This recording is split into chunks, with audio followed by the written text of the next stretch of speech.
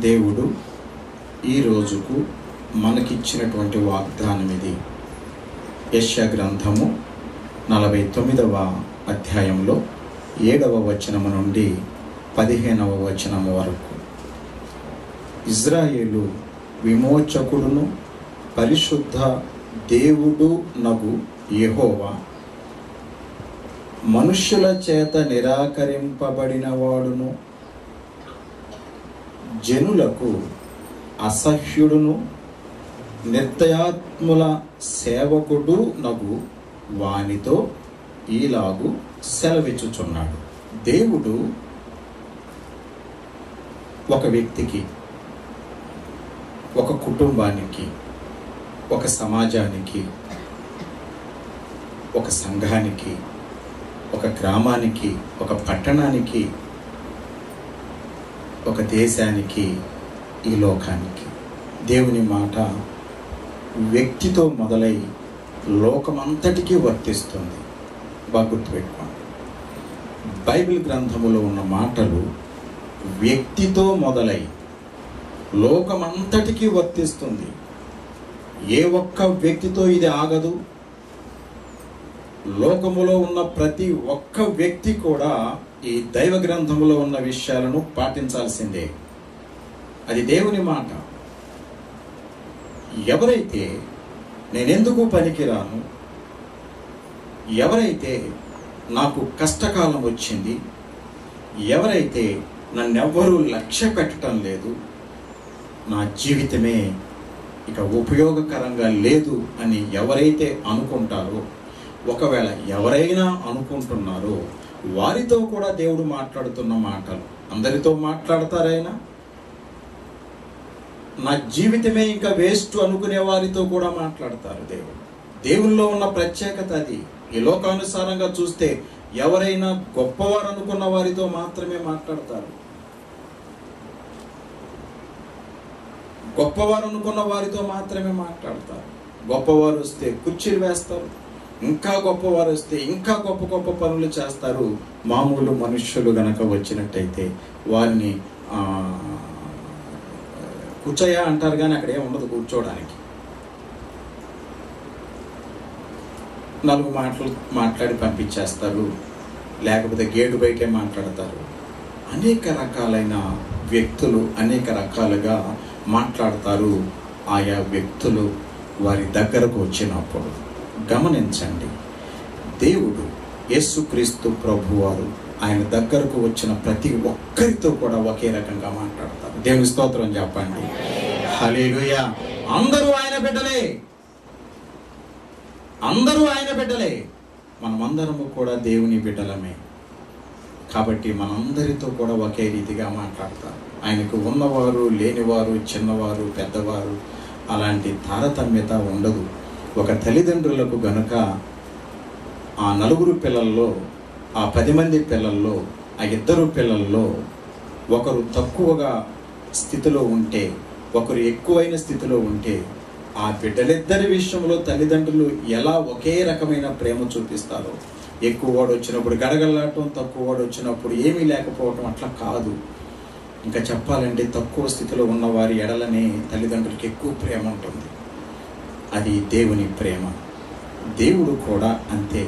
తన దగ్గరకు, తన పాదాల దగ్గరకు ఎవరైతే వస్తారో, బాగా గుర్తుపెట్టుకోండి, అందరంటే ప్రేమే, కానీ ఎవరైతే ఆయన్ని నమ్ముకుంటారో, ఎవరైతే ఆయన్ని కావాలనుకుంటారో వారి విషయంలోనే మాట్లాడతారు ఆయన. మిగతా వారి విషయంలో ఆయన మాట్లాడరు. మాట్లాడనట్టి పరిస్థితులలో కూడా ఎవరైతే ఆయన కావాలి అనుకుంటారో, ఎవరైతే ఆయన్ని నమ్ముకున్నారో, ఎవరైతే ఆయన పాదాల దగ్గరకు వచ్చారో అట్టి వారందరి విషయంలో ఆయా సందర్భాలలో ఆయా రీతులుగా దేవుడు యేసుక్రీస్తు ప్రభువారు ఖచ్చితంగా మాట్లాడతారు.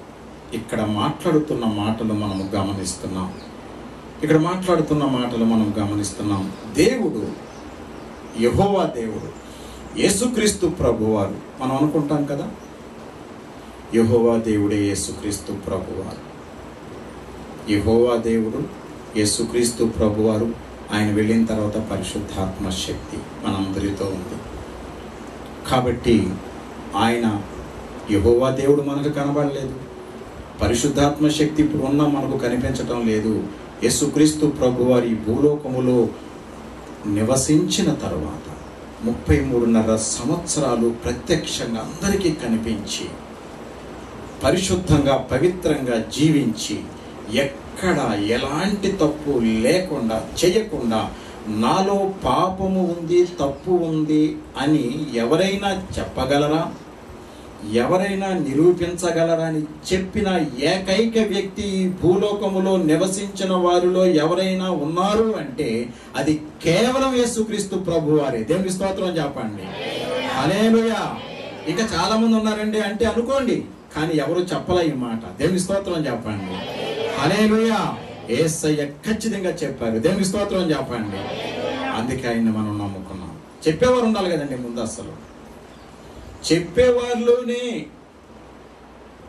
నేను యథార్థంగా ఉన్నాను, నమ్మకంగా ఉన్నాను, నీతిగా ఉన్నాను, నిజాయితీగా ఉన్నాను, నేను దేవుడను, దేవుని కుమారుడను, నేను ప్రభువును,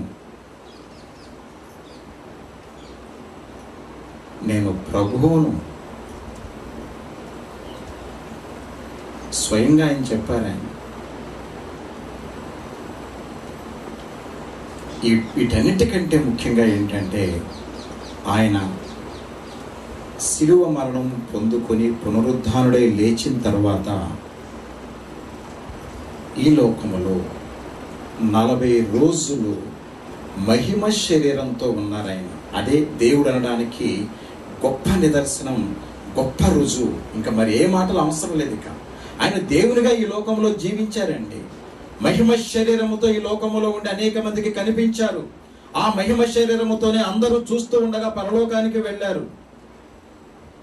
ఆయన దేవుడు అనడానికి ఇంతకంటే వేరే వేరే మాటలు, నిదర్శనాలు, రుజువులు అవసరం లేదా? ఇంకా ఎవరైనా అడుగుతున్నారంటే వారికి దేవుని శక్తి గురించి తెలియదు, బైబిల్ గ్రంథం వారికి అసలు ఏమీ తెలియదని అనుకోవాలి. అలాంటి వారితో మాట్లాడటం కంటే కామ్గా ఉండటం మంచిది. కాబట్టి అట్టి దేవుడు యెహోవా దేవుడే, యేసుక్రీస్తు ప్రభు వారిని మనం అనుకుంటున్నాం. నా నామమున మీరు నన్నేమి అడిగినా నా తండ్రి మహిమార్థమై నేను వాటిని చేస్తానని చెప్పారు యోహాను సువార్తలో. కాబట్టి ప్రతి ఒక్క విషయంలో కూడా దేవుడు అంత స్పష్టంగా మాట్లాడుతూ ఉన్నారు. ఈరోజు మనము పాత నిబంధన గ్రంథములో నుండి మనం వాక్యాన్ని మనం ధ్యానం చేసుకుంటున్నప్పటికీ కూడా దేవుడు మాట్లాడిన మాటలను యేసయ్య మాట్లాడినట్టుగా మాట్లాడుకుంటున్నాం. మనం ఆనాడు దేవుడు మాట్లాడిన మాటలను ఈనాడు మనం ధ్యానం చేసుకుంటున్నాం. ఆ దేవుడే ఇక్కడికి వచ్చిన యేసుక్రీస్తు ప్రభువారు కాబట్టి ఆ మాటలే ఈయన మాటలు. ఇందాక నేను టీవీ చూస్తూ ఉన్నప్పుడు యేసు ప్రభువారట, ఆయనకంటూ ఒక మాటలు లేవు. ఆయన ఒక మాట అన్నాడు, నేను తండ్రి ఏది చెబితే అదే చేస్తాను, ఏది మాట్లాడితే అదే మాట్లాడతాను అని అన్నాడు. ఆయనకంటూ ఒక స్టాండ్ అంటూ ఏమీ లేదు. దేవుడు ఎట్లా అవుతాడు అంటాడు. నిజంగా అతని అజ్ఞానుడు, అతను జ్ఞానం లేనివాడు. ఏ పిల్లోడైనా మా నాన్నగారు ఏది చెబితే నేను అదే చేస్తాను అని అనటంలో తప్పుందా? ఆ పిల్లవాడిని మంచివాడు అంటారా, చెడ్డవాడు అంటారా? ఒక పిల్లోడు మా నాన్నగారు ఏది చెప్తే అది చేస్తానండి అన్నాడు అనుకోండి, ఆయన చెప్పిందే నేను చేస్తాను, ఎందుకంటే మా నాన్నగారికి అన్నీ తెలుసు. అంతే, మా నాన్నగారికి అన్నీ తెలుసు. ఆయన ఏమైతే చెప్పారో, ఏమైతే చెప్పి పంపించారో నన్ను, ఆ మాటలే నేను చెబుతాను. మిగతా మాటలు చాలా తెలుసు నాకు, కానీ ఆ మాటలు నేను మాట్లాడను ఇక్కడ. అది ఆయన చెప్పిన మాట. దాన్ని కూడా నీవు వక్ర భాష్యం చేసి మాట్లాడుతున్నావంటే నీకు తెలియకపోవటమే. కేవలం తెలియదు వారికి, అలాంటి వారికి. గమనించండి, యేసుక్రీస్తు ప్రభువారు దేవుడు అన్నది ఆయన పుట్టినప్పటి నుండి చూస్తే తెలుస్తుంది. ఆయన బోధ చేస్తున్నప్పుడు ఆ మాటలు వింటుంటే తెలుస్తుంది. ఆయన కార్యాలు, అద్భుత కార్యాలు చేస్తున్నప్పుడు చూస్తుంటే తెలుస్తుంది. ముఖ్యంగా ఆయన శిలువ మరణం పొందుతూ ఉంటే తెలుస్తుంది. శిలువలో పలికిన 7 మాటలు వింటుంటే మనకు అర్థమవుతుంది ఆయన ప్రేమ ఏంటో, ఆయన ఏంటో. ఆ తర్వాత మరణాన్ని జయించి తిరిగి లేచినప్పుడు తెలుస్తుంది. తిరిగి లేచినటువంటి మహిమ శరీరంతో ఆయన భూలోకంలో 40 దినాలు ఉండి చక్కగా అందరికీ కనిపించి మాట్లాడి కొన్ని విలువైన విషయాలు ఆయన చెప్పటం చూస్తే అర్థమవుతుంది. ఆయన మాట్లాడుతున్న మాట ఈరోజు మనతో ఏంటంటే, యెహోవా మాట్లాడుతున్న మాట. ఇజ్రాయేలు విమోచకుడును పరిశుద్ధ దేవుడు నగు యెహోవా. ఇజ్రాయేలు విమోచకుడు అంటే ఆయన్ని నమ్ముకున్న వారందరి విమోచకుడు అని ఇవాళ మనం అర్థం చేసుకోవాలి. యేసయ్యను నమ్ముకున్న వారందరూ ఎవరైతే నమ్ముకున్నారో వారి విమోచకుడు ఆయనే. వారిని విమోచించిన ఆయన యేసయ్య, వారిని రక్షించిన ఆయన, వారికి తన రక్షణను ప్రసాదించిన దేవుడు ఆయన యేసయ్య. ఉచితంగా ఏ డబ్బు పెట్టాల్సిన అవసరం లేదు, ఏ రికమెండేషన్స్ అవసరం లేదు, ఆస్తులు అంతస్తులు అవసరం లేదు. కేవలం ఆయన నమ్ముకుంటే చాలు. నీకు తన రక్షణ భాగ్యాన్ని ఇస్తారు, ఆ రక్షణ కవచాన్ని ఇస్తారు. ఎందుకో తెలుసా? ఈ లోకములో చక్కగా జీవించటానికి, ఏ సాతాను బారిని నువ్వు పడకుండా ఉండటం కోసం, నీవు వెళ్ళే మార్గము సరళం చేయటం కోసం, నీవు వెళ్ళే మార్గములో నువ్వు జాగ్రత్తగా నడిచి చేరవలసిన గమ్యస్థానం చేరుకోవటం కోసం చక్కని ఆయన భద్రత, ఆయన కాపుదలు ఇస్తారు. ఎవరికంటే నమ్ముకుని బాప్తిస్వం పొందుకున్న వారికి.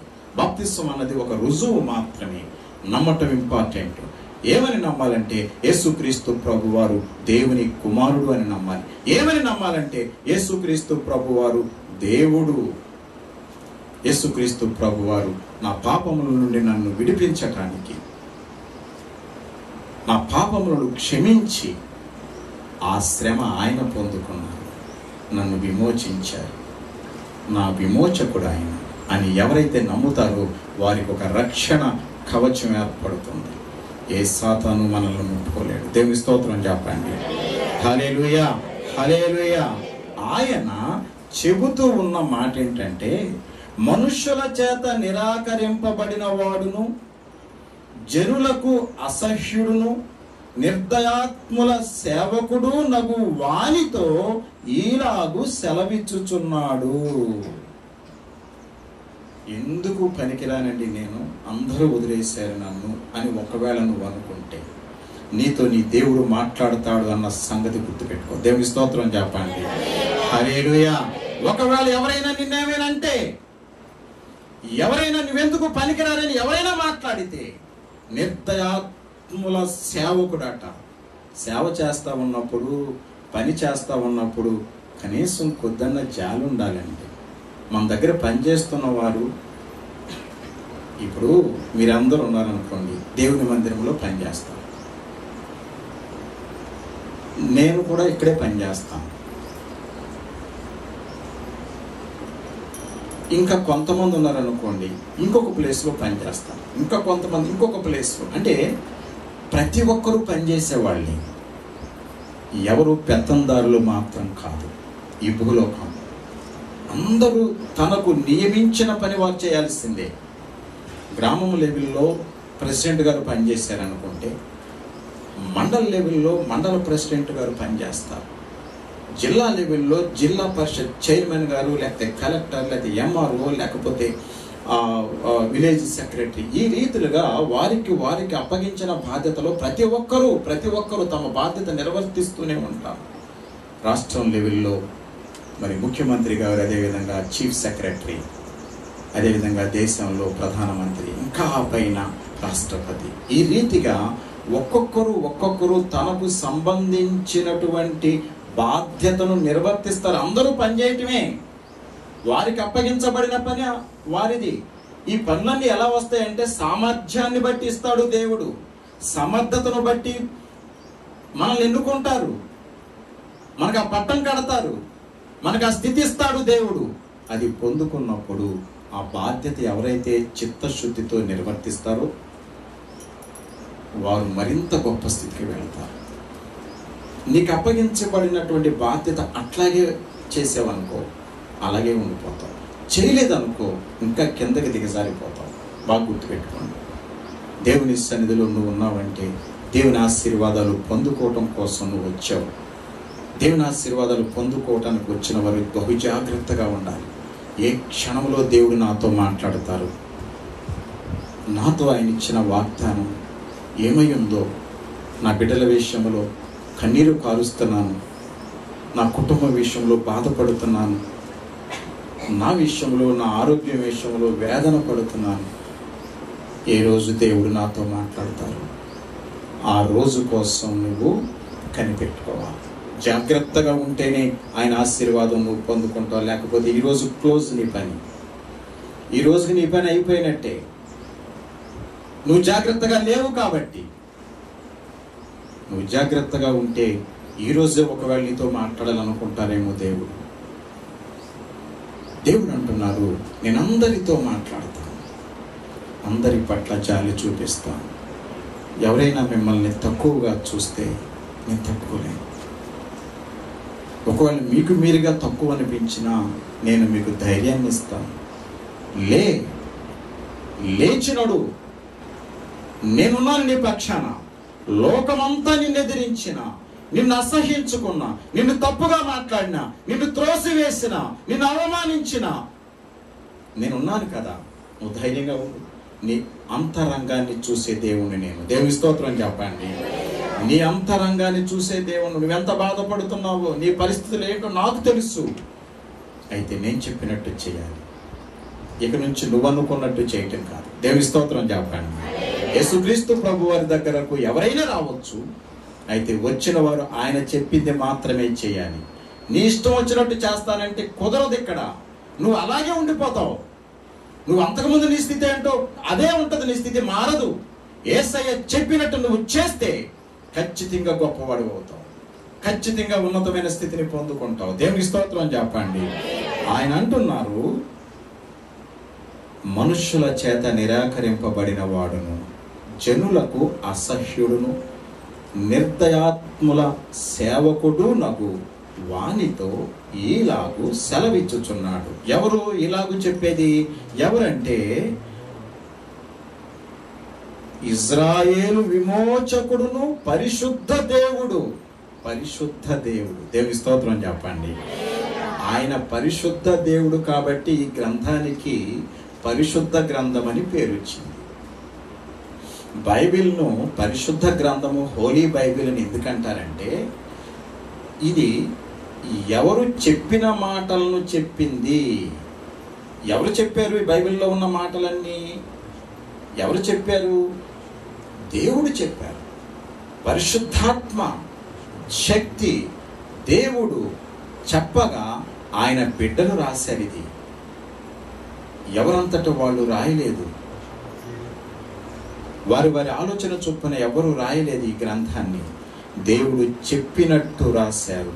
ఇది పరిశుద్ధాత్మ శక్తి చేత ఆయా మనుషులు ఏది ఉందో, ఏది నిజమో, ఏది అవసరమో మనుష్యులకు అదే రాశారు, అదే రాయబడింది. ఆ మాటలే ఈ బైబిల్ గ్రంథం. ఏ పరిశుద్ధాత్ముడైతే చెప్పగా రాయబడిందో ఆ గ్రంథం కాబట్టి ఈ గ్రంథానికి పరిశుద్ధ గ్రంథం అని పేరు వచ్చింది. దేవుని స్తోత్రం చెప్పండి. హల్లెలూయా. ఈ లోకములో మరే గ్రంథానికి కూడా పరిశుద్ధ గ్రంథం అని పేరు లేదు. హోలీ, హోలీ, పవిత్రత, పరిశుద్ధత, పవిత్రము, పరిశుద్ధము, హోలీ బైబిల్ అనేటువంటి పేరు ఈ గ్రంథానికి మాత్రమే ఉంది. ఏమండి, మీరు ఏదో పెట్టుకున్నారండి పరిశుద్ధ గ్రంథం అని అంటే మీరు కూడా పెట్టుకోవచ్చుగా? మీరు ఎందుకు పెట్టుకోలేదు? ఎవరు వద్దన్నారు మిమ్మల్ని? పెట్టుకోండి. పెట్టగలరా? పరిశుద్ధుడని చెప్పారు ఆయన. నాలో పాపము లేదని చెప్పారు యేసయ్య. దేవుని స్తోత్రం చెప్పండి. ఎవరైనా నిరూపించగలరా అని చెప్పారు. దేవుని స్తోత్రం చెప్పండి. ఆఖరికి శిలువ మరణము పొందే సమయంలో కూడా ఈయన ఏ నేరము చేయలేదు, ఈయనలో నేనే తప్పు కనుగొనలేదు, ఈ పాపము నా మీదకి, నా బిడ్డల మీదకి రాకూడదని చేతులు కడుక్కున్నారు. ఎవరైనా? పిలాతు గారు. ఒక అత్యున్నతమైనటువంటి సింహాసనాన్ని అధిష్ఠించినటువంటి న్యాయాధిపతి లాంటి వ్యక్తి కూడా యేసయ్యలో ఒక చిన్న తప్పు కూడా కనుక్కోలేకపోయాడు. దేవుని స్తోత్రం చెప్పండి. హల్లెలూయా. అందుకని దేవుడు చెప్పినట్టుగానే ఈ మనుష్యుల పాపాలను పరిహరించటానికి నేను ఈ యొక్క కార్యాన్ని చేస్తున్నాను. నేను చేసిన పాపం కాదు, నేను చేసిన పాపం కోసం, నేను చేసిన పాపం నిమిత్తమే దేవుడు ఆయన చేసిన పాపం కోసం ఆయన శిక్ష అనుభవించలేదు. ఆయన చెప్పినట్టుగా, చెప్పబడినట్లుగా మనుషులందరూ ఏ పాపముతో అయితే మగ్గిపోతున్నారో, దేవునికి దూరం అయిపోయారో, ఆ పాపాన్ని పరిహరించడానికి యేసయ్య కార్యం చేశారు. దేవుని స్తోత్రం చెప్పండి. హల్లెలూయా, హల్లెలూయా. గట్టిగా దేవుని స్తోత్రం చెప్దాం. హల్లెలూయా. గొప్ప దేవుడండి, పరిశుద్ధుడైన. అందుకే ఆయన చెప్పిన మాటలే ఈ మాటలు. అందుకే పరిశుద్ధ గ్రంథం అని పేరు వచ్చింది. ఇక్కడ అంటున్నారు, పరిశుద్ధ దేవుడు నగు యెహోవా ఈలాగు సెలవిచ్చుచున్నాడు. ఎవరికి అంటే, నా జీవితం అయిపోయింది, నా శరీరము కృంగిపోయింది, నా కుటుంబానికి ఆదరణ లేకుండా పోయింది, నా బిడ్డలు నా మాట వినటం లేదు, నేనేం చేయాలి? పోనీ నేను పనిచేస్తున్న వారన్నా నన్ను ఆదరిస్తున్నారా, మంచిగా చూస్తున్నారంటే వాళ్ళకి చులకన అయిపోయాను, వాళ్ళు నన్ను చాలా హీనంగా చూస్తున్నారు అనుకున్న వారితో దేవుడి మాట చెబుతున్నారు. దేవుని స్తోత్రం చెప్పండి. దేవుని స్తోత్రం చెబుదాం. హల్లెలూయా, హల్లెలూయా. యెహోవా నమ్మకమైన వాడనియు, ఇజ్రాయేలు పరిశుద్ధ దేవుడు నిన్ను ఏర్పరచుకొనిననియు రాజులు గ్రహించి లేచెదరు. దేవుని స్తోత్రం చెప్పండి. ఒకవేళ నువ్వు నీ దృష్టిలో లేకపోతే ప్రజల దృష్టిలో తక్కువ వాడుగా ఉన్నానని నువ్వు అనుకుంటున్నావేమో ఒకవేళ, అయితే నీవు దేవుని పాదాల దగ్గరకు నువ్వు వచ్చి నీ నమ్మకము చొప్పున నీకు జరుగుతుంది. గుర్తుపెట్టుకోండి. దేవుని పాదాల దగ్గరకు వచ్చి నువ్వు సరెండర్ అవ్వాలి, నిన్ను నువ్వు సమర్పించుకోవాలి. తప్పులు చేసావు, ఓకే, తీసేసేయి, తీసి పడేయ, వాటిని వదిలేసాయి. ఇప్పటి నుంచి అయినా నువ్వు వదలకుండా వాటినే వెంట పట్టుకు తిరిగితే తిరిగినంత కాలము దేవుని నుండి ఏ ఆశీర్వాదము ఎవరికి రాదు. వదిలిపెట్టిన రోజున దేవుడు నిన్ను హత్తుకుంటారు. వదిలిపెట్టిన రోజునే ఆయన మార్గములో నువ్వు నిలబడగలుగుతావు. నువ్వు బాప్తిస్మం పొందినంత మాత్రాన నా ఇష్టం వచ్చినట్టు నేను తిరుగుతానని నువ్వు అనుకుంటే నువ్వు బయట వాడవే కానీ లోపటి వాడవు కాదు. బాప్తిస్మము పొందుకుని ఆయన చెప్పిన మాట నువ్వు వినాలి, ఆయన మార్గములో నడిపించినట్లు నువ్వు నడవాలి. అలాంటి వారితో దేవుడు మాట్లాడుతూ ఉన్నారు. రాజులు నీ ముందు లేచి నిలబడతారు. దేవుని స్తోత్రం చెప్పండి. హల్లెలూయా. అధికారులు నీకు నమస్కారం చేస్తారు. దేవుని స్తోత్రం చెప్పండి. దేవుని స్తోత్రం చెబుదాం. హల్లెలూయా. ఎంత ఆధిక్యత అండి. ఎందుకు పనికిరాని వ్యక్తులు అని అందరూ అంటూ ఉండగా, నేనెందుకు పనికిరాని స్థితిలో ఉన్నానని నేను అనుకుంటూ ఉండగా, నువ్వు అనుకుంటూ ఉండగా, మనం అనుకుంటూ ఉండగా, దేవుడు అంటున్నాడు, నువ్వు నేను చెప్పినట్టు గనక చేస్తే, నా మార్గంలో నువ్వు నడిచినట్లయితే నువ్వు ఉన్నతమైన స్థితికి చేరుకుంటావు. ఆ ఉన్నతమైన స్థితి ఏంటో తెలుసా? ఉన్నతమైన స్థితి ఏంటో తెలుసా? రాజులు నీ ముందు లేచి నిలబడతారు.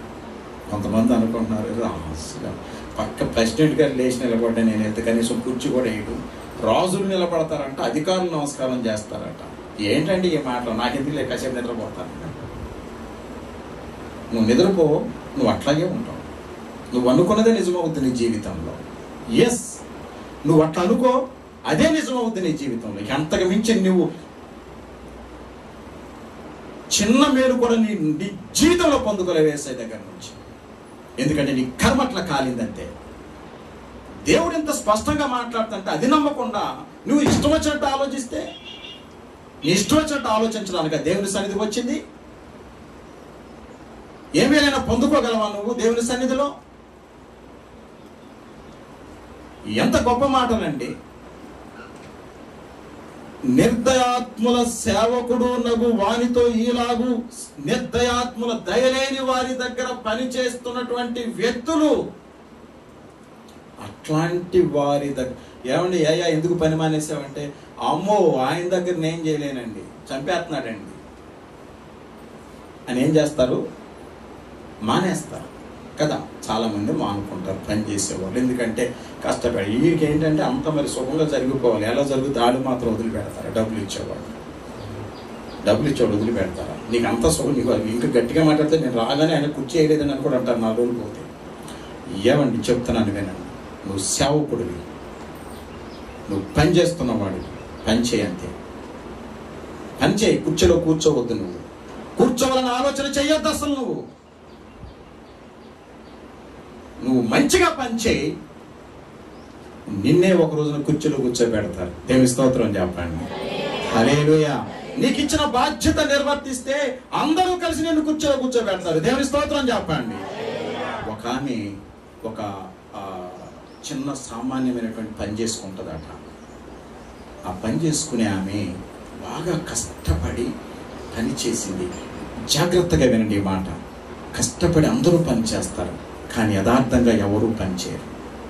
కష్టపడి పని చేయటం వేరు, యథార్థంగా పని చేయటం వేరు. నువ్వు యథార్థంగా పని చేస్తే నీకు డబ్బు కనబడకపోవచ్చు, కానీ దేవుని ఆశీర్వాదాలు నీ ఇంటి నిండా నీకు కనిపించకుండానే ఒకానొక రోజున నిన్ను, నీ కుటుంబాన్ని ఉన్నతమైన స్థితిలో పెట్టడానికి వేచి ఉంటాయి. దేవుని స్తోత్రం చెప్పండి. హల్లెలూయా, హల్లెలూయా. యథార్థంగా పనిచేసింది ఆవిడ, అందరితో మంచి అనిపించుకుంది. డబ్బు కనపట్లా, కానీ తన బిడ్డల్ని చక్కగా చదివించుకుంది. వాళ్ళ అబ్బాయి కలెక్టర్ అయ్యాడట. దేవుని స్తోత్రం చెప్పండి. దేవుని స్తోత్రం చెప్పండి. దేవుని స్తోత్రం చెప్పండి. ఇక్కడున్న మీ పిల్లలు కలెక్టర్ అయితే ఇవాళ నేను ఎందుకు పనికిరాను అనుకున్న నువ్వు, అధికారులు నీకు కూడా నమస్కారం పెడతారు, నీ కొడుకును బట్టి, నీ కూతురును బట్టి. దేవుని స్తోత్రం చెప్పండి. నిన్ను గౌరవిస్తారు, నీ కొడుకుని, నీ కూతురును బట్టి. దేవుని స్తోత్రం చెప్పండి. హల్లెలూయా. నువ్వు అనుకోవచ్చు నాకేంటి ఇంకా అని. నువ్వు దేవుని యందు భయభక్తులు కలిగి ఉంటే, నువ్వు చక్కగా దేవుడు చెప్పినట్టు చేస్తే, ఎవరు చేయలేని కార్యం ఏంటో తెలుసా? మన బిడ్డలను ఆశీర్వదించడం. అది ఎవరి తరం కాదు, సాతాను తరం అస్సలు కాదు. వాడు నాశనం చేయడం తప్ప వాడికి దీవించడం ఎక్కడ తెలుసు? సాతాను గాడిని నమ్ముకున్న వాళ్ళ పరిస్థితి కూడా అంతే అవుతుంది. దేవుడు విలువైన స్థితిని, స్థానాన్ని నీకు ఇస్తాడు ఖచ్చితంగా. నీ బిడ్డలను బట్టి నిన్ను ఆశీర్వదిస్తాడు. లేకపోతే నీకు ఇంకా వయస్సు ఉండి, నీకు ఇంకా చదువుకునే శక్తి సామర్థ్యాలు ఉంటే నిన్ను బట్టి నిన్ను ఆశీర్వదిస్తాడు, నీ కుటుంబాన్ని ఆశీర్వదిస్తాడు.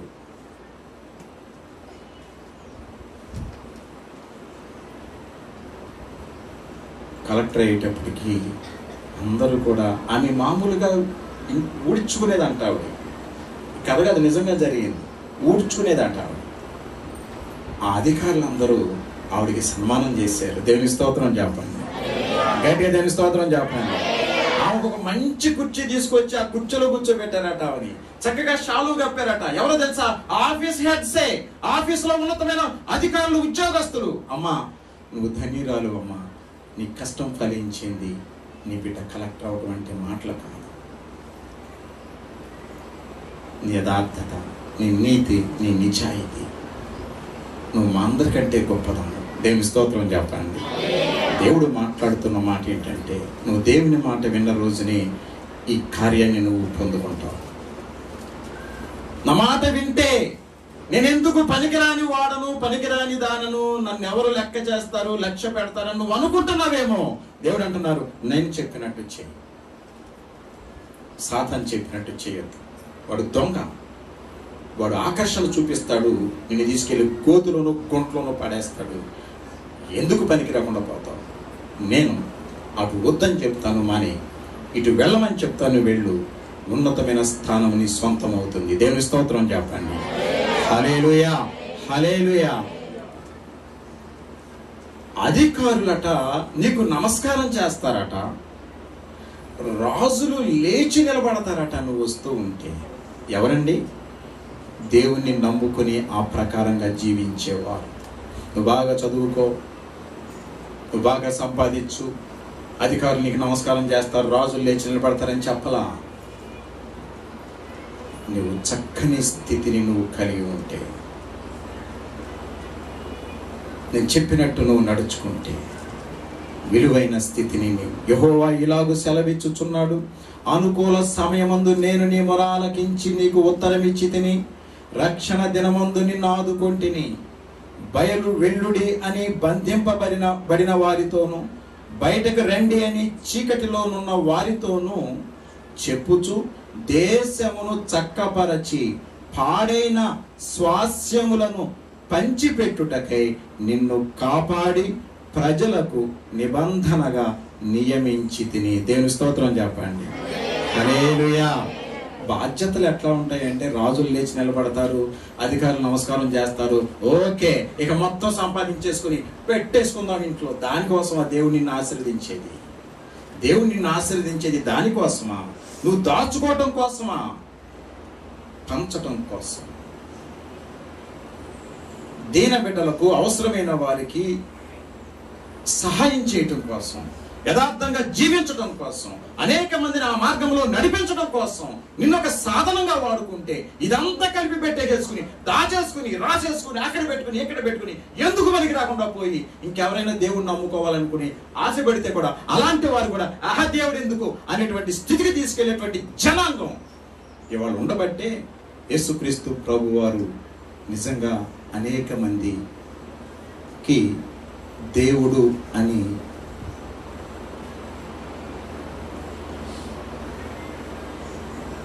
అనేక మంది చెప్పలేకపోతున్నారు.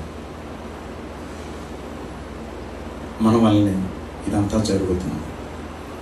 జాగ్రత్తగా ఉండాలి. దేవుడు నిన్ను ఏర్పాటు చేసుకున్నాడంటే ఇక నుంచి నువ్వు ఆశ్రయించబడతావు.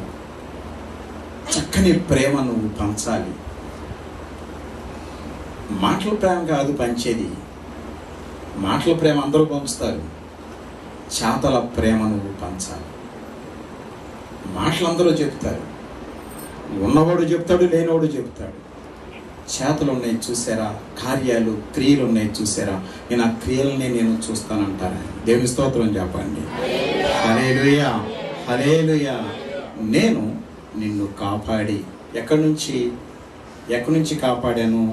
నిన్ను ఎక్కడి నుంచి కాపాడానంటే మనుష్యుల చేత నిరాకరించబడిన స్థితి నుంచి నిన్ను కాపాడాను. జనులందరూ నిన్ను అసహ్యుడు అంటుంటే ఆ స్థితి నుంచి కాపాడాను. నిర్దయాత్ముల దగ్గర నువ్వు పడిగాపులు పడుతూ ఉంటే అక్కడి నుండి నిన్ను కాపాడి ప్రజలకు నిబంధనగా నియమించి తిని. ఎందుకు నిన్నెందుకు కాపాడాను? నువ్వు ఆ స్థితిలో ఉన్నప్పుడు నాకు మొర్రపెట్టావు కాబట్టి. అనుకూల సమయమందు నేను నీ మొరను ఆలకించి నీకు ఉత్తరం ఇచ్చాను. నా దగ్గరకు వచ్చావు, మొర్రపెట్టావు కాబట్టి నీ ప్రార్థన ఆలకించాను. నిన్ను ఆదుకున్నాను. ఆదుకుని ఆ తర్వాత నువ్వేం చేయాలో తెలుసా? కొంతమంది నన్ను దేవుడు కాపాడాడండి, నాకు కనపడ్డాడండి, నాకు సహాయం చేశాడండి, నేను ఎక్కడున్నవాడిని ఇప్పుడు ఎక్కడున్నానండి. దేనికి? కనీసం నీ బిడ్డలను కాపాడుకో, కనీసం నీ బిడ్డలను రక్షించుకో, కనీసం నీ బిడ్డకు నువ్వు మాదిరిగా ఉండు. వాళ్ళు రేపు నరకంలో పోయిన తర్వాత నన్ను అక్కడ కాపాడండి, ఇక్కడ కాపాడండి ఎవడన్నా చెప్తే నమ్ముతాడా? దానివల్ల ఎవరికైనా దేవునికైనా మహిమ వస్తుందా? దేవుని విషయంలో ఖచ్చితంగా జాగ్రత్తగా ఉండాలి. నిన్ను కాపాడుకున్నాడంటే ముందు నీ బిడ్డలను కాపాడుకోవటం కోసం. దేవుడు నిన్ను రక్షించుకున్నాడంటే నీ బిడ్డలను రక్షించుకోవటం కోసం. ఆయన అంటున్నారు, నిన్ను కాపాడి ప్రజలకు నిబంధనగా నియమించాను. ఎందుకో తెలుసా? నువ్వు కష్టకాలంలో ఉన్నప్పుడు నాకు ప్రార్థన చేసావా? నీ మొర నేను ఆలకించేనా? నిన్ను కాపాడాను. ఎందుకు కాపాడానంటే నీ అంతటా నువ్వు బ్రతికేసి గొప్పోడు అయిపోయానని చెప్పుకోవటం కోసం కాదు. నిన్ను కాపాడింది ఎందుకంటే నిన్ను కాపాడి ప్రజలకు నిబంధనగా నియమించి తిని. ఎందుకు? బయలు వెల్లుడి అని బంధింపబడిన వారితోను, బయటకి రండి అని చీకటిలో ఉన్న వారితోనూ చెప్పుచు దేశమును చక్కపరచి పాడైన స్వాస్థ్యములను పంచిపెట్టుటకై ఒక యథార్థమైన కార్యాలు చేయటానికి దేవుడిని ఏర్పాటు చేసుకున్నాడు. నీ చుట్టుపట్ల నువ్వు ఒక వెలుగుగా ఉండటం కోసం దేవుడిని ఏర్పాటు చేసుకుంటే నువ్వు వాడికంటే డౌన్ అయిపోయి చీకట్లో తిరిగి మళ్ళీ గుడికి వచ్చేసేస్తున్నావు. సాతాను చుట్టూ తిరిగి మళ్ళీ వచ్చేస్తున్నావు గుడికి. నేను తగుదునమ్మా అనుకుంటా. కానుక కూడా వేయకండి అలాంటి వాళ్ళు చెప్తున్నాను నేను. వస్తే వచ్చారు కానీ కానుక కూడా మీ ఒక్క రూపాయి అందులో వేసిన ఉన్న కానుకల బాక్స్ అంతా మీ కానుక విషయంలో అది అపవిత్రమైపోతుంది. అలాంటి వాళ్ళు అసలు కానుక కూడా వేయకండి. ఇక్కడే కాదు, ఎక్కడైనా ఏ మందిరంలోనైనా సరే సాయితాను దగ్గర చేతులు చాపే వాళ్ళు ఒక్క రూపాయి కూడా దేవుని బలిపీఠంలో దేవుని యొక్క కానుకలు బాక్సులో ఆ కానుకలు ఎట్టి పరిస్థితుల్లో ఒక్క రూపాయి కూడా వేయకూడదు. శాపగ్రస్తులు అవుతారు అలాంటి వాళ్ళు. ఒకవేళ వేసిన నీకు శాపం తప్ప నీకు లాభం రాదు. 4 రోజులు బాగానే ఉంటావు, ఆ తర్వాత కనపడుద్ది. త్వరలో ఏమైపోతారో, ఎటువంటి స్థితి వస్తుందో తెలుస్తుంది. తగుదనమ్మా అంట బాప్తీసాలు తీసేసుకోవటం, ఏదో వంకలు పెట్టేసుకోవటం, ఏదేదో మాట్లాడుకోవటం, ఇష్టం వచ్చినట్టు తిరగటం కోసం వంక పెట్టుకోవడం తప్ప ఏంటంటే మానేయటానికి కారణం? నీ ఇష్టం వచ్చినట్టు తిరగటం కోసం కాదు. ఎట్టి పరిస్థితుల్లో చెప్తున్నాను, జాగ్రత్తగా ఉన్నవారు మాత్రమే, ఆయన మాట విన్నవారు మాత్రమే. కాపాడబడిన తరువాత నీకు ఒక బాధ్యత అప్పగిస్తాడు దేవుడు. నీకు ఒక బాధ్యత అప్పగిస్తాడు. మొట్టమొదటి నీ బాధ్యత ఏంటో తెలుసా? నీ కుటుంబం కోసం ఏడువు. అమ్మలారా, నా కోసం ఏడవద్దు, మీకోసం, మీ పిల్లల కోసం ఏడవండి. దేవుని ప్రేమించేవారు మొట్టమొదట మీరు చేయాల్సిన పని ఏంటంటే మీకోసం, మీ బిడ్డల కోసం, మీ కుటుంబాల కోసం ఏడవండి. ముందు ఆ పని చేయండి, తర్వాత మిగతా పని చేతురు. కానీ తగుదినమ్మా అంట ఊరంతా తిరిగేసి ఏదో చెప్పేద్దాం అనుకుంటారు, కానీ ఇంట్లో చూస్తే వాళ్ళు ఎందుకు పనికి రాకుండా తయారవుతారు. అవసరమా అంటున్నాను నేను. నీ బిడ్డలు నువ్వు కాపాడుకో. ముందు నీ బిడ్డను దేవుని సన్నిధికి రప్పించుకో, నీ భర్తను దేవుని సన్నిధికి రప్పించుకో, నీ భార్యను దేవుని సన్నిధికి రప్పించుకో. చేయి ప్రార్థన. సంవత్సరాలు గడిచిపోతున్నాయి, కానీ ఆడొస్తాడండి వచ్చినప్పటికీ. అందుకే నిన్ను కాపాడింది. అబ్రహాముని దేవుడు ఎందుకు ఏర్పాటు చేసుకున్నాడో తెలుసా? అబ్రహాము నా యొక్క మాట విషయంలో భయభక్తులు కలిగి ఉంటాడు, తాను తన కుటుంబం భయభక్తులు కలిగి ఉంటారు, తన చుట్టూ ఉన్నవారు పని వారందరూ కూడా భయభక్తులు కలిగి ఉండేటట్లుగా ఆజ్ఞాపిస్తాడు అబ్రహాం. అందుకే నేను అబ్రహాముని ఏర్పాటు చేసుకున్నానని దేవుడు చెప్తుంటే, ఇవాళ నిన్ను ఏర్పాటు చేసుకుని నీతో మాట్లాడాడు, నాతో దేవుడు కనిపించాడు, నాతో మాట్లాడని చెప్తున్న నీవు నీ కుటుంబాన్ని కాపాడుకోగలుగుతున్నావా? నీ బిడ్డలు కాపాడుకోగలుగుతున్నావా? నీ భార్యను కాపాడుకోగలుగుతున్నావా? నీ భర్తను కాపాడుకోగలుగుతున్నావా? ఉపయోగం ఏంటండి? సాక్ష్యాలు చెప్పడం కాదు. ఎన్ని సంవత్సరాలు కావాలి? ఏమన్నా నిన్నగా మొన్న మారేనండి, అప్పుడే అక్కడ చేస్తానండి. సంవత్సరాలు గడుస్తున్నా సరే ఏమి ప్రతిఫలము, ఏమి ప్రయోజనం కనపడని స్థితులలో దేవుడు అంటున్నాడు, నేను నిన్ను ఏర్పాటు చేసుకున్నాను అంటే నీకు ఒక బాధ్యత అప్పగిస్తాను ఖచ్చితంగా. గవర్నమెంట్ వారు ఒక చక్కని ఒక ఆఫీసర్ పోస్ట్, అది విలేజ్ సెక్రటరీ కావచ్చు, మండల తహసీల్దార్ కావచ్చు, జిల్లా కలెక్టర్ కావచ్చు, రాష్ట్ర ముఖ్యమంత్రి కావచ్చు, దేశ ప్రధాని కావచ్చు, ప్రతి ఒక్కరికి వారికి సంబంధించిన బాధ్యత అప్పగిస్తారండి. ఆ గౌరవాలు ఉంటాయి, ఆ గొప్ప స్థితి ఉంటుంది, కానీ బాధ్యత ఉంటుంది ఖచ్చితంగా. వాళ్ళు నిర్వర్తించాల్సిన బాధ్యతలు ఉంటాయి. నిన్ను కూడా దేవుడు ఏర్పాటు చేసుకున్నాడంటే ఉట్టిని ఏర్పాటు చేసుకోడు, నీకు ఒక బాధ్యతను పెడతాడు దేవుడు. ఆ బాధ్యత నువ్వు నిర్వర్తిస్తున్నావా? ఆ బాధ్యత నువ్వు నిర్వర్తిస్తున్నావా? జాగ్రత్త. ఆయన అంటున్నాడు, బయలు వెల్లుడి అని బంధింపబడిన వారితో, బయటికి రండి అని చీకటిలో ఉన్న వారితోనూ చెప్పొచ్చు, దేశమును చక్కపరచి. సరే, దేశం సంగతి చూద్దాం. ముందు మన కుటుంబాన్ని చక్కపరచి, మన కుటుంబాన్ని చక్కపరుచుకోవటానికి దేవుడు మనల్ని ఏర్పాటు చేసుకున్నాడు. నీ కుటుంబం బాగానే చేసుకున్నావు, ఓకే. నీ కుటుంబం తర్వాత నీ సమాజం, నీ బంధువర్గాలు, నీ స్నేహితులు, మీ గ్రామం, మీ మండలం, మీ జిల్లా, మీ రాష్ట్రం, మీ దేశం, ఈ లోకం. నువ్వంత గొప్పవాడివైతే అంత గొప్ప స్థాయికి కూడా నిన్ను తీసుకుని వెళతాడు.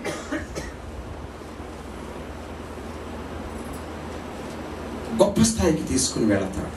కేఏ పాల్ గారు మీ అందరికీ తెలిసిన వారు, ఆల్మోస్ట్ భారతదేశం అందరికీ తెలుసు ఆయన.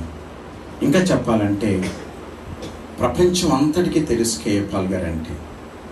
ఆయన 1992 సంవత్సరంలో హైదరాబాద్లో ఒక మీటింగ్ పెట్టారు. ఆ మీటింగు ఘనంగా, గొప్పగా, ఆర్భాటంగా ప్రచారం జరుగుతుంది. ప్రచారంలో ఏమని జరుగుతుందంటే, డ్రమ్ అండ్ థామ్ గారు వస్తున్నారు హైదరాబాద్ అని పేపర్లో రాసి ఆ పోస్టర్లన్నీ అంటించమన్నారు. అంటించే వాళ్ళందరికీ నన్ను హెడ్గా పెట్టారు. ఎవరంటే డేవిడ్ రాజు గారు, వాళ్ళ అన్నయ్య గారు. నాకు ఒక వ్యాన్ ఇచ్చారు, వాళ్ళ బైబిల్ కాలేజీ స్టూడెంట్స్ని కూడా ఇచ్చారు. నేను హైదరాబాదులో మరి ఆయా ప్రాంతాలు వెళుతూ, నాతో పాటు మోజెస్ గారని ఒక యవనస్తుడు సేవకుడు, అప్పటికైనా నేను మామూలుగా చదువుకుంటున్నాను, ఆయన కూడా నాతో వచ్చారు. అందరం కలిపి చేస్తున్నాము. ఆ మోజెస్ గారు నాకు ఎట్లా పరిచయం అయ్యారంటే, డాక్టర్ గారు, నేను మీకు చెప్తాను కదా, ఇప్పటికీ కూడా మనకి డైలీ బ్రెడ్ పంపించారు మొన్నే, వచ్చే సంవత్సరానికి మా అనుదిన ఆహారము. అదేవిధంగా మొన్న పోయినసారి 25 బైబిల్స్ ఇచ్చారు, అవన్నీ మీకు ఇచ్చాం. మళ్ళీ 25 బైబిల్స్ పంపించారు. అందరి చేతిలో బైబిల్ ఉండాలి. ఆయన ఆలోచన ఏంటంటే, అందరి చేతుల్లో బైబిల్ ఉండాలి. కొనుక్కోగలిగిన వాళ్ళు కొనుక్కోమనండి. నేను ఎట్లాగో ఇక్కడ 300 రూపీస్ వరకు పెట్టాను, వాటికి వాళ్ళు డిస్కౌంట్ ఇచ్చారు కాబట్టి. కనీసం వాళ్ళు ఒక 200 అన్నారైతే కనీసం 100 రూపాయలు అన్న వాళ్ళు ఇమ్మనండి. ఒట్టినే తీసుకోవటం మంచిది కాదు. బైబిల్ అన్నది మంచి తీసుకుంటే మంచిది. ఇంకా విలువగా ఏంటంటే, నేను ఇంకా ఎక్కువ ఇచ్చి తీసుకుంటాను అనుకోవాలి, కానీ ఊరికినే వస్తే తీసుకుంటాననే ఆలోచన ఉండకూడదు సాధారణంగా ఎవరికి కూడా. అసలు అది కూడా కొనుక్కునే స్థితిలో లేకపోతే అది వేరే విషయం. కాబట్టి అట్లా చెప్పండి అని మళ్ళీ ఇంకొక 25 బైబిల్స్ మళ్ళీ పంపించారు. అవి ఇంకా ట్రాన్స్పోర్ట్లో ఉన్నాయి, వస్తాయి. డైలీ బ్రెడ్ పంపించారు చదువుకోవటం కోసం, పిల్లల కోసం, చదువుకున్న వారి కోసం. ఆయన ఎప్పుడు నాకు 92 సంవత్సరం నుంచి తెలుసు. ఇవాళ వరకు ఆయన నన్ను ప్రేమిస్తూనే ఉన్నారు. ఆయన మామూలైన కాదు. పోలీస్ అకాడమీలో డెప్యూటీ డైరెక్టర్గా చేశారంటే డిఐజీ ర్యాంక్. ఒక రకంగా చెప్పాలంటే డిఐజీ ర్యాంక్ అంటే 3 జిల్లాలకి హెడ్. ఆ ర్యాంక్ ఆయన అక్కడ. అంత విలువైన మనిషి అప్పటి నుంచి ఇప్పటి వరకు నన్ను ప్రేమిస్తూనే ఉన్నారు. పిపి విలియమ్స్ గారని ఆయన వారి బ్రదర్. జాన్ పాల్ గారు మీకు బాగా తెలుసు, ఆయన ద్వారానే వీళ్ళందరూ పరిచయం అవ్వటం. ఇదంతా ఏంటంటే, అంత గొప్ప వ్యక్తులు సమక్షంలో నేను అక్కడ హైదరాబాద్లో ఉన్నాను కాబట్టి ఈ సంగతి డేవిడ్ రాజు గారికి చెప్పారు. ఎవరో ఆ మోజెస్ గారు అన్న ఆయన నన్ను బాగా ప్రేమించేవాడు. నేను వారందరితో కలిసి భోంచేసేవాడిని. అప్పట్లో నాకు ఇంకా మ్యారేజ్ కావాలి. అందరితో కలిసి, అంత గొప్ప వ్యక్తులతో కలిసి నేను భోంచేసేవాడిని. ఆ పరిస్థితిలో నాకు ఈ బాధ్యత అప్పగించారు. ఈ మీటింగ్స్, గొప్ప మీటింగ్స్ జిమ్ఖానా గ్రౌండ్స్లో జరుగుతున్నాయి, ఈ బాధ్యత మీరు తీసుకోండి అన్నాడు ఆయన. ఓకే, నాకు ఏ బాధ్యత అయినా సరే ఇష్టమే, చేస్తాను ఖచ్చితంగా. అందరూ వెళ్ళాం, చేసేసాం. మీటింగ్స్ స్టార్ట్ కాబోతున్నాయి. రేపటి నుంచి మీటింగ్స్, జాగ్రత్తగా వినండి. రేపటి నుంచి మీటింగ్స్. ఆ రాత్రి నేను ఆ జిమ్ఖానా గ్రౌండ్స్లో ఆ పక్కనే ఉంటున్నాను అనమాట. ఆ ఇంటి పేరు కూడా ఎబినేజర్ హౌస్ అని ఉంటుంది దాని మీద. ఆ పక్కనే జిమ్ఖానా గ్రౌండ్స్ పక్కనే ఉంటుంది. అందులో ఉండేవాడిని నేను. అక్కడి నుండి మరి ఆ జిమ్ఖానా గ్రౌండ్స్కి వచ్చి ప్రార్థన చేస్తూ ఉన్నాను. మబ్బులు కమ్మినే, వర్షం కూడా పడిపోయే పరిస్థితులలో నేను ప్రార్థన చేశాను. దేవా, మీ దాసులు ఇంత గొప్పగా మీటింగ్ ఏర్పాటు చేస్తున్నారు కదా, ఇప్పుడు వర్షం పడి ఇదంతా గందరగోళం అయిపోతే, మీరంటే ఏంటో తెలిసిన వాళ్ళు పర్వాలేదు అనుకుంటారు, కానీ కొంతమంది అధైర్యపడతారు కదా. ఇంత గొప్పగా మీటింగ్ జరుగుతుంటే వర్షం వచ్చి పాటు చేయటం ఏంటండి, యేసు ప్రభు గొప్ప దేవుడు కాదనుకుంటారు కదా. ప్రభు సహాయం చేయండి నాయనని మోకరించి అర్ధరాత్రి 12 దాటిపోయింది. అప్పుడు నాకు ప్రార్థన చేశాను నేను అక్కడ. ఆ తర్వాత దేవుని కృపను బట్టి వర్షం రాలా, మీటింగ్స్ మంచిగా స్టార్ట్ అయిపోయినాయి. నెక్స్ట్ డేను ఆ 1-2 రోజుల్లో స్టార్ట్ అయినాయి.